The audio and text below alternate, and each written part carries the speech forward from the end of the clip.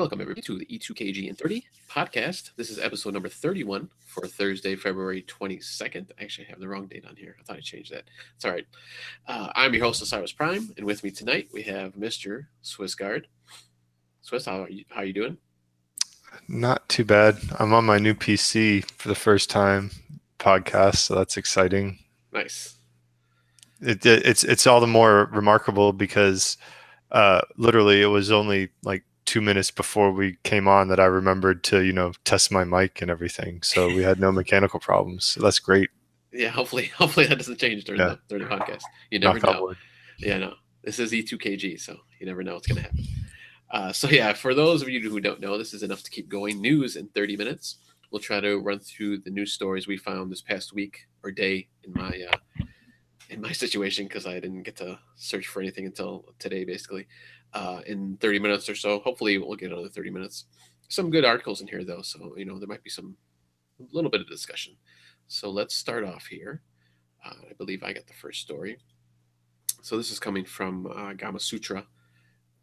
So we got Rhode Island is proposing a tax on violent games to fund their mental health programs, basically in their school systems. So see, the state representative Robert Nardolilio, I believe is how you say his name. Sorry if I butchered that. He's introducing a new legislation which would basically give 10% sales tax on video games sold in Rhode Island with mature rating or higher.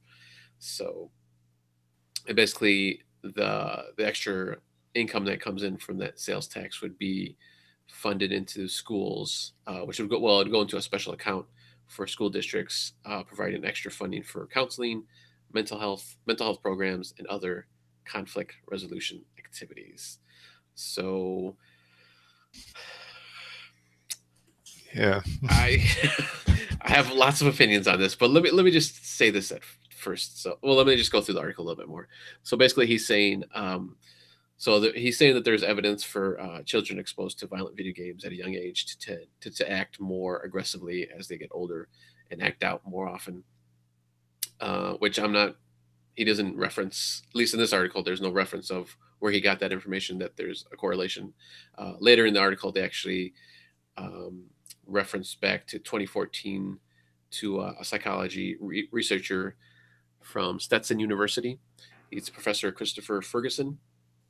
And he pretty much said there's no correlation between the two of having a kid play violent video games and him or her growing up to be a menace to society, basically.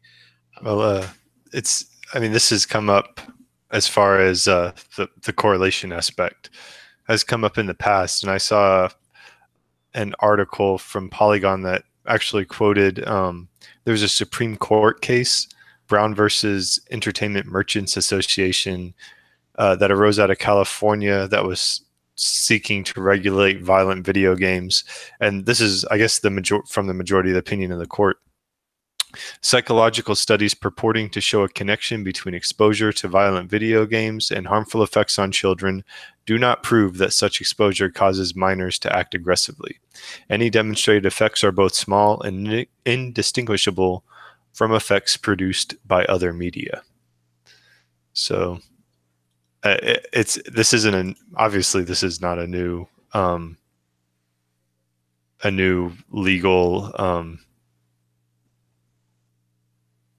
I don't want to say attack. Attack's the wrong word, but we're not treading new ground here. No, yeah, this pops up every so often. And actually, I was trying to find the article earlier, but there was an article I saw maybe 2 months ago, where it was actually the reverse. They were saying that there is a correlation, but I couldn't find it, and I can't remember who it was from, or what university or whoever had taken it. But I was trying to do both sides. I didn't want to play fair, but I couldn't find the article. So, but no, just in general, they're talking about kids, young kids, and them playing violent video games. I mean, right there that's the statement. I think they're kind of going the wrong way about this. Like, okay, obviously kids are gonna probably play these video games at some point, unfortunately. There is a rating system. you know, and I don't want to, you know, attack the parents and say, you know, they shouldn't be, you know, allowing this, you know, maybe they could, and maybe they should, you know, sit there with their kid, you know, and play it with them, or maybe not just don't play it with them, but, you know, just kind of, you know, make sure they understand, you know, hey, this is just a video game, or, you know, something like that at the very Right. least. But, you know, and like I said, I don't want to just attack the parents and say, you know, hey, it's their fault, but kind of is, I guess, you know, I mean, they have to watch what their kids are doing. Now, back when I was growing up, maybe you too, um, you know, my parents didn't really, they really didn't monitor it as much. And, you know, and this was back, you know, when I was, you know, 6, 7, 8 years old, you know, up to 9, 10, you know, that was, you know, or Nintendo, Super Nintendo, even further back a little bit, you know, Atari stuff. You know, there was, I don't remember there being a rating system. You know, there might have been like self-regulated systems here and there, but there wasn't an overall one like there is now. You know, back in those days, you know, it's just little pixels kind of bouncing around and doing things. So, I mean, I don't think we really had anything to worry about so much. But now, obviously, you know, there's hyper realistic graphics and, you know, all kinds Yeah. of things. So it's a little, it is different now. But, you know, like, and as far as myself, you know, I don't let my son play, you know, like Call of Duty and stuff like that. He's 7. You know, I'm not going to have him, I'm not going to let him play that. Obviously, he knows about it because his friends probably play it or have heard about it and stuff like that. But, you know, I was like, you know, we have other games we can play that are, you know, just as fun if, you know, maybe not so much, you know, and not so much kiddie games either. You know, they're pretty sophisticated. So, you know, there's other alternatives, I guess is what I'm trying to say here. So, I mean, I don't know what your stance on it is. Well, you know, speaking as a parent, I can say, yeah, violent. I don't want my kid exposed to violent video games, just like I don't want them exposed to particularly violent movies. But, you know, as a parent, I'm also evaluating how mature my kids are and how much they can distinguish between reality and fantasy. And, you know, it's okay for them to see, you know, a Marvel movie. There's some teen rated games that maybe they're not really letting them play, but I don't mind them watching me play and they understand. Then there's some games that I flat out, you know, they don't even know exist or that I own, because I completely just will only play them after they're in bed. And, you know, my wife and I might watch an R-rated movie that we don't want them exposed to until they're ready for it. So it's just, you know, part of being a parent. So that I think we both agree that there's some sympathy there in regulating what children are exposed to. Of course, the question then becomes how much of that is the responsibility of the parent and how much of that is the responsibility of the state. And I would fall on the side of it's the responsibility of the parent in that case. I kind of understand, you know, given recent events, I understand there's a feeling and a need to do something. But I don't know. I don't really feel like this is perhaps the best route to go about it by, you know, taxing violent games. You know, I'm not sure how I feel about it. Yeah, I know. It's like I said, you know, I don't want to be like, no, I don't want, you know, extra funding for counseling, but, you know, I also don't want, you know, I mean, ultimately tax dollars it's money that came from citizens. It's your money and you expect the government to spend it responsibly. And, you know, I don't want money to be irresponsibly spent. I don't want things arbitrarily taxed because of, you know, maybe an emotional need or feeling to do something. So it's just, I kind of would tend to fall on the side of let's think about this a little bit more before we proceed. So I don't know. Yeah, no, I mean, I tend to agree. And, you know, I'm gonna, for the sake of time, I'm gonna cut this short because I'm pretty sure we can fill the whole half hour, if not like an hour. So this could be, you know, a topic coming up here that we can explore more during our topic show on Tuesdays. So, and we don't want to get it too heavy either. It's like I like the fact that this is a show that's light about our hobby, and, you know, I don't really necessarily feel the need to turn it into like a political soapbox type thing. So Yeah, correct.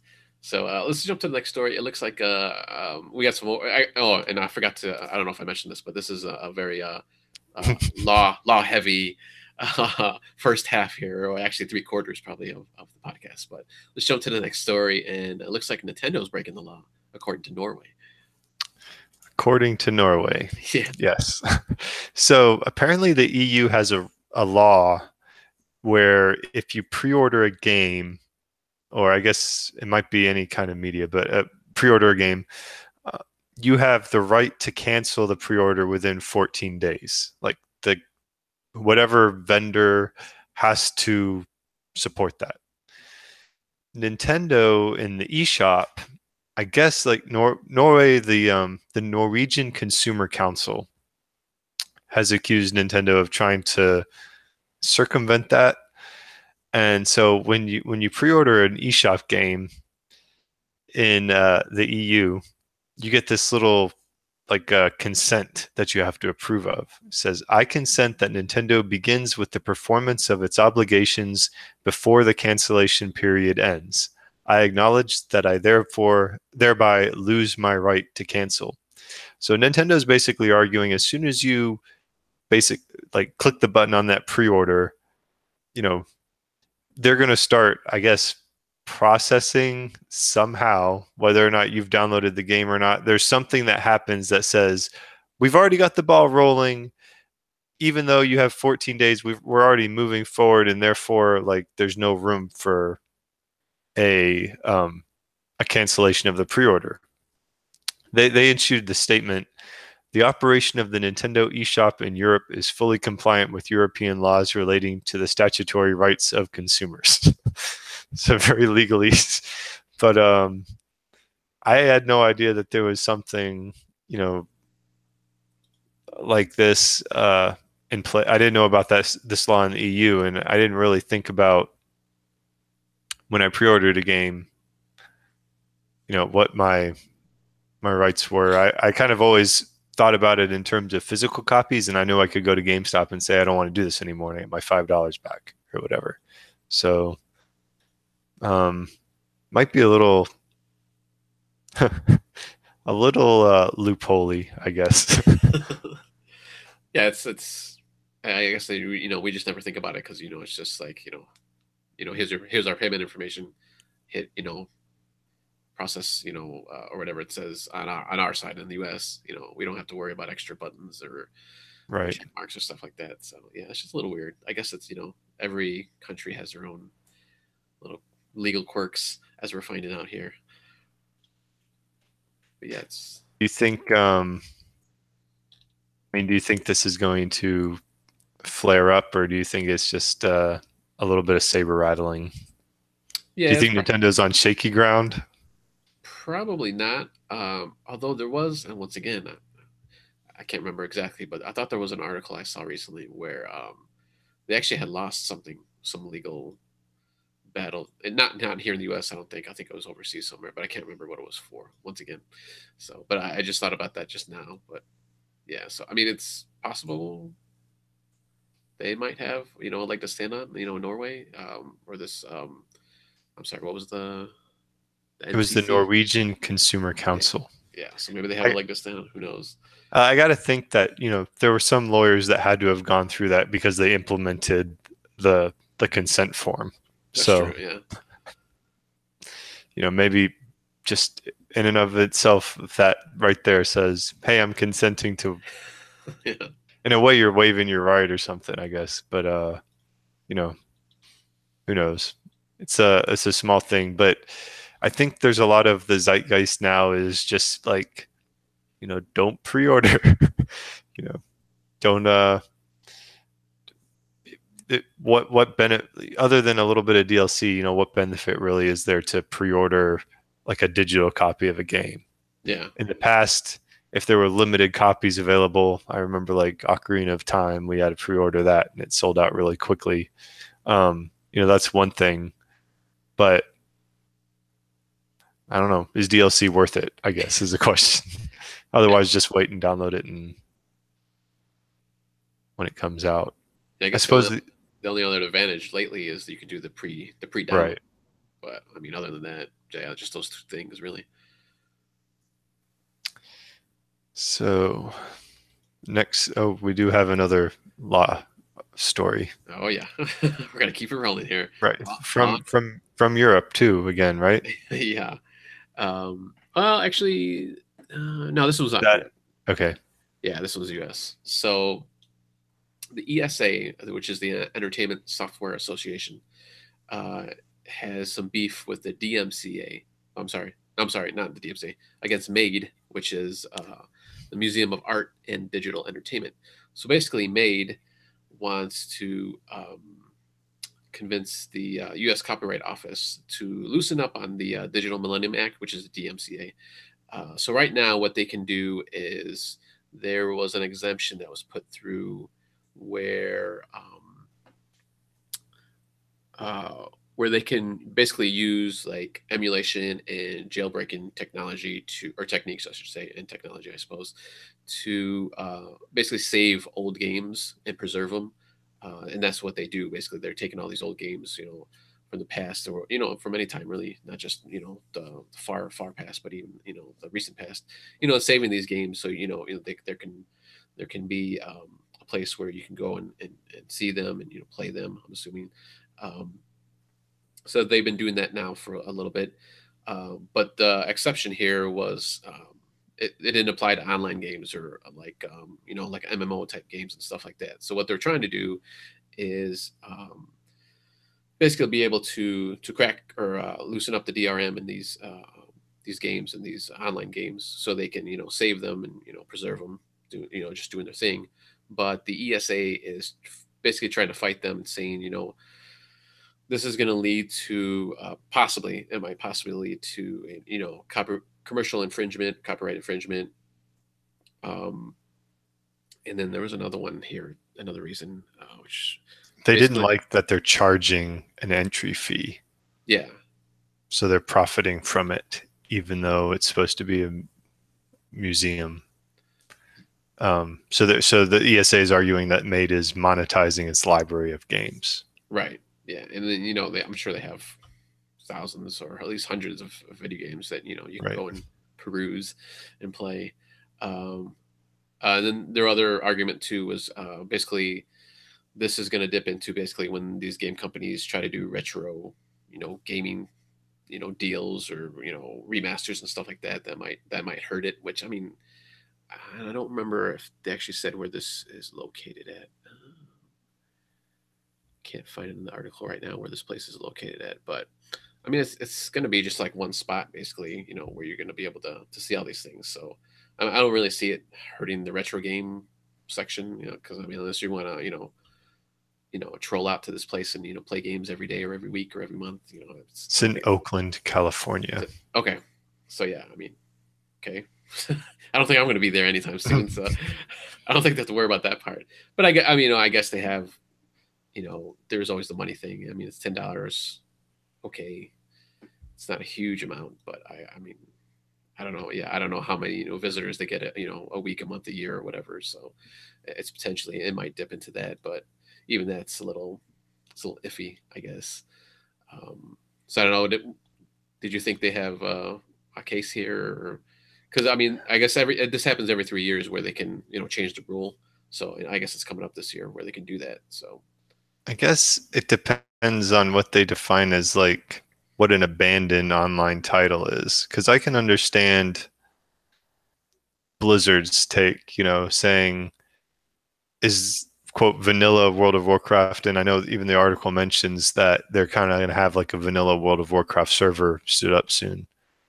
But is that an abandoned online game, or is just the fact that World of Warcraft is a digital entity that evolves over time and therefore it's just changed, and I can say I think Blizzard can conceivably make the argument that, hey, World of Warcraft is still available and accessible, and we don't want you, I don't want to say profiting from it, but because I don't think it's hard. $10 entry fee is. I'm sure they're not Scrooge McDuck here, swimming in their piles of money from it. It's just for probably operations. But I can understand Blizzard's take on, we got to be careful what we see, because we don't want, our software being forked necessarily.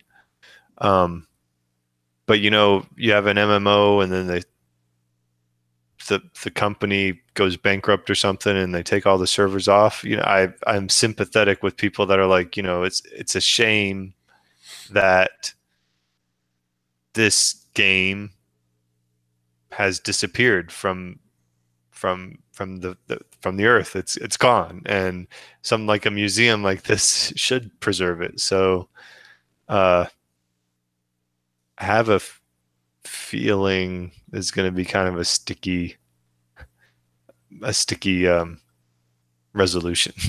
Yeah, I mean, I can pretty much. I mean, I can see it going the ESA way, and then basically because of the that you actually have to go into the code and change it, or whatever they have to do to crack this thing. And obviously, like they mentioned even here, that they're using emulation and jailbreaking, so which is always a sticky situation with these companies. Yeah, and like you said, if it's something like the Matrix Online, like that hasn't, that was gone a long time ago, something like that should be okay. I mean, I don't see what what the big deal is, but obviously it's something like Warcraft or these other games that are still being played, StarCraft, even the original StarCraft, I'm sure is still pretty big. So, and obviously, it's actually a game out there that's being used, so that they want people poking around in the code. So, I mean, we'll have to see. But I got a feeling it's probably going to ESA way is coming. It's probably going to win, but we'll see. We'll see what happens. So, from the ESA DMCA arguments to Xbox Connect thievery of sorts. Yeah, this is actually an older story, but Eurogamer today put this article up about it, and they also have a nice video. And I hadn't heard of it, and I thought it was cool. And since this is not the biggest news in the last week, but it's the news that came out that we care about, I included it. So in October of 2015, these two artists, Nora Al-Badri and Jan Nikolai Nels, I hope I didn't butcher their names, walked into the, I think it's Neues or something, pronunciation, museum in Berlin. So, and they scanned, this museum has the famous bust of Queen Nefertiti from ancient Egypt, right? I think they said that they think she dates to around 1000 BC, so it's like 3,000 years old. So in 1912, I guess it was discovered by some German archaeologists, and basically the Germans that were there and the Egyptians that were there, basically they would just go through and say, okay, you guys can take this and the rest of this has to stay in Egypt. And the bust went to Germany, and that's why it's in Germany. So these artists kind of, I guess they wanted to kind of start a debate on who owns artifacts. And I don't think they were really looking to get Egypt and Germany to pick a fight with each other, because when the bust was revealed, Egypt's like, hey, you got to bring that back. And Germany's like, no, thanks. It's ours. But yeah, so they just wanted to, I think they, like artists want to do, they want to stir the pot a little bit. But the interesting thing is what they did was they didn't obviously steal the bust. It's still in Germany in its bulletproof glass case. You're not allowed to take pictures or anything when you're in there. They, one of them under her scarf literally strapped an Xbox 360 Kinect, and I guess that she had some device that it was connected to, and they walked around it and they were scanning it, like to do a 3D modeling scan. And they had to like track where the guards were, and they would go scan some, then leave and go get some coffee and then come back, so they wouldn't just look like they were standing there for hours and hours. And the people are like, wow, you did this with an Xbox 360 Kinect. It seems pretty detailed for that. And they said, well, I think he does mention in the article that it was the Xbox. Officially, we claim to have scanned the bust at the museum, but frankly speaking, I can tell you that this was part of a process to acquire the data. We have combined technologies. So we've not only done the scan with the Kinect, but you can use the data of the Kinect for certain parts of measurements, and then you combine other data that you acquire through other methods. This leads to a kind of high-resolution, high-poly data set, which they use to create a replica bust. But the article is very interesting. It's at Eurogamer, and I would say check it out. And it's kind of a weird Indiana Jones meets 21st century video game technology type thing. So it's kind of cool. Yeah, it's pretty. I mean, yeah, it's pretty cool. It's pretty detailed too. I mean, considering what they're using. Yeah, like they said, I think they must have had some access to something else, or somebody in the museum leaked some sort of other data to them. But it's a neat story. So it's still pretty impressive. It really MacGyvered that one. Yeah. Says, I like how he ended the article. He goes, and there we are, a story about ancient Egyptian history, the role of museums in the 21st century, and awkward international politics. In the middle of it all, somehow, is Microsoft's Kinect. The Xbox One may not have wanted you in the end, old friend, but maybe the art world does. Here you go. So, kudos to the author, Chris Spratt, and go check that out. Yeah, that's really cool. Yeah, I'm gonna have to read the whole article because I didn't see it until just before we got online. So, all right, I think our next story is actually about video games. Yeah, we're gonna switch it up here now and actually talk about video games. Some good news, I think, pretty much. So I got some NPD numbers for January, and I'm gonna run through the list, the top 10 best-selling games for the US, just for the US in January, according to NPD Group. And then I'll dig deep a little deeper in with the numbers and stuff. So number 1, Monster Hunter World. Number 2, Dragon Ball FighterZ. It's not called Dragon Ball FighterZ. I just learned that I think a couple weeks ago. Call of Duty World War II, PlayerUnknown's Battlegrounds. Number 4, it's pretty good. I guess that's probably PC too, most likely. PC and Xbox. Grand Theft Auto 5, still in the top 5. It's like the new Minecraft. It's like up there now for past year or two. That's the thing that jumped out at me. I'm like, GTA 5 still in the top 10 like every month forever. Yeah, no. NBA 2K18. We just had the All-Star game, I believe, last weekend. So that's probably a good, leading up to that was a good bump in sales.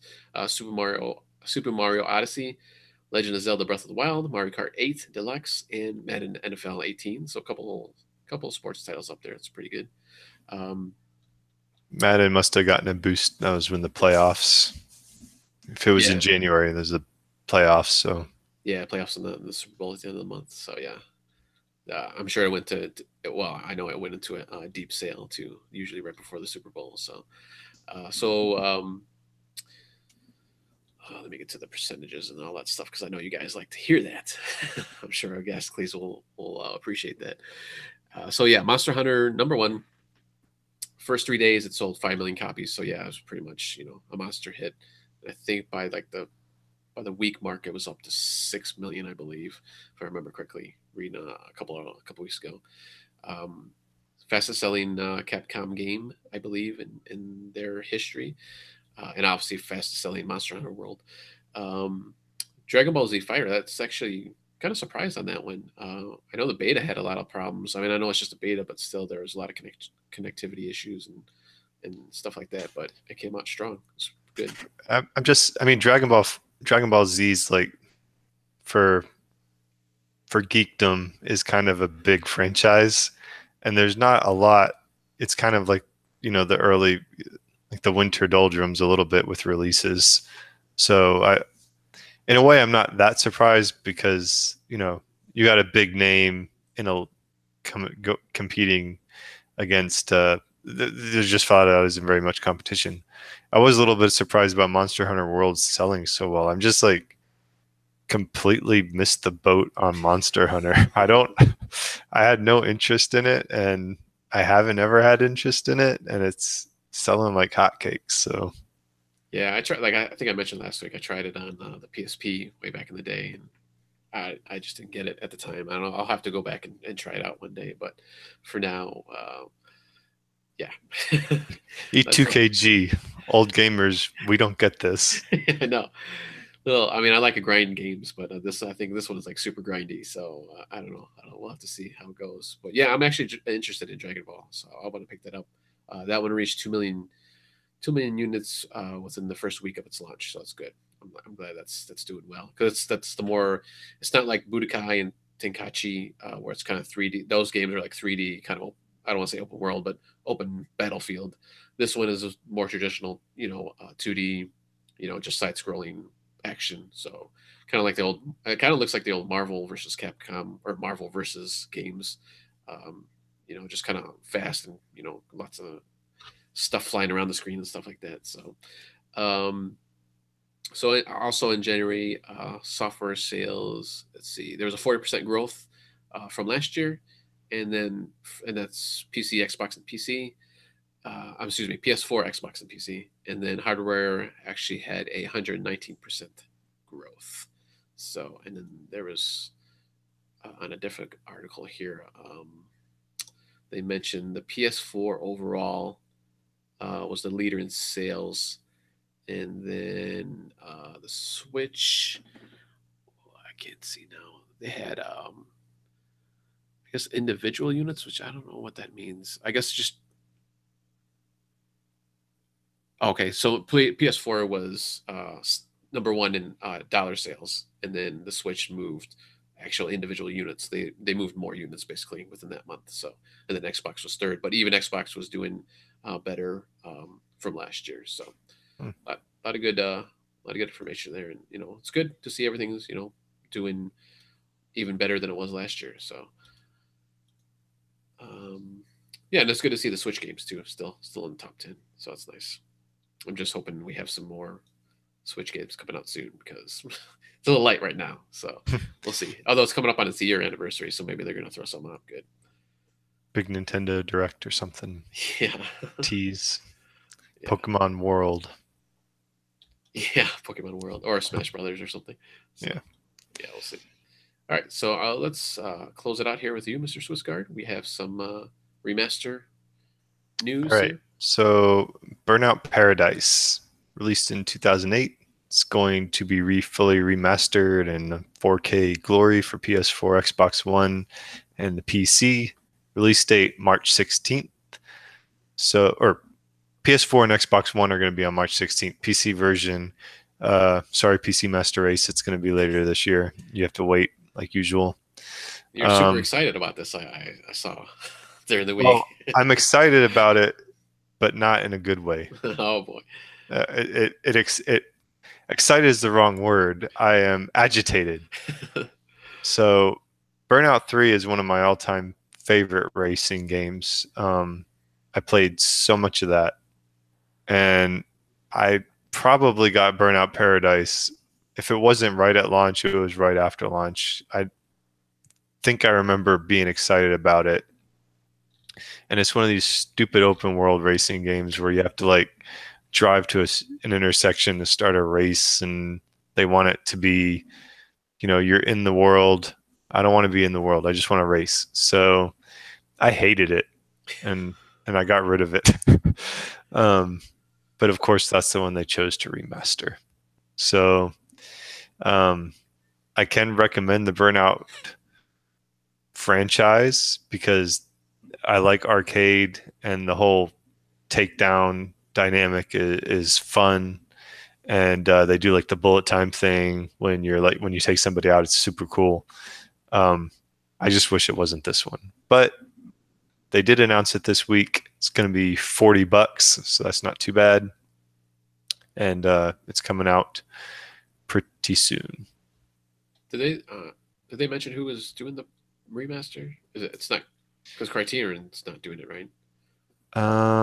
They said, I'm trying to look real quick, but I didn't see it. I mean, EA is publishing it. Don't know if they've said who the developer was. Yeah, I didn't see it in the article here when I was looking. But It says since then, developer Criterion has made one spin-off, Burnout Crash, Need for Speed Most Wanted. They helped out with Need for Speed Rivals and Battlefront 2. yeah. So I guess it seems to hint that it's actually Criterion doing it, but I don't think the article directly says. No, yeah, I don't see it. Well, maybe if it does well enough that they'll get another chance at another crack at it sometime in the future. Yeah. Yeah, I don't think I've ever played. I played a little bit of Paradise when it became backwards compatible on the Xbox One, just like the tutorial level or whatever, like the beginning races. But that was pretty much it. I had never played Burnout before that, so I might jump on it just to see, or at least jump back into the backwards compatible game just to see how it is. I know there was a big when we were on the keg site, there was a big group of guys that love playing that game. So we'll see. Paradise. Yeah. So I guess yeah, it's pretty light on news this week. Yeah. Well, at least it had, we filled the time and actually went a little bit over this week, but that's all right. We had a lot to talk about there at the beginning of the show. So before we jump out of here, any last words? I think you and I are both going to report back on our playlist picks next Tuesday. So you got Borderlands and I've got God of War. So we got that coming up. Yeah. So come back here next Tuesday for our Enough to Keep Going main podcast where we'll go. Yeah, like Swiss mentioned, we'll deep dive into the playlists. I believe that this past week we did the topic show, so we're going to do the playlist show and just kind of go into the games a little bit more, and we'll go over God of War and for Swiss and Borderlands, which I've started playing, and actually I'm really enjoying. I forgot how fun it was, so that's good. I'm glad I jumped back into it. And then come back here next Thursday for E2KGn30, our new show, and then I believe we still got the entertainment show, I think, going out there. I gotta look that up because I was gonna look it up before the show, but I got busy with something. So that's with Mr. Agaskles and Dave Pesci. So look out for that, or check the older episodes. So, Mr. SwissGuard, have a good night, have a good weekend. I will see you next Tuesday. And that is the show for tonight. That is episode number 31 of E2KGn30. We will see you next time.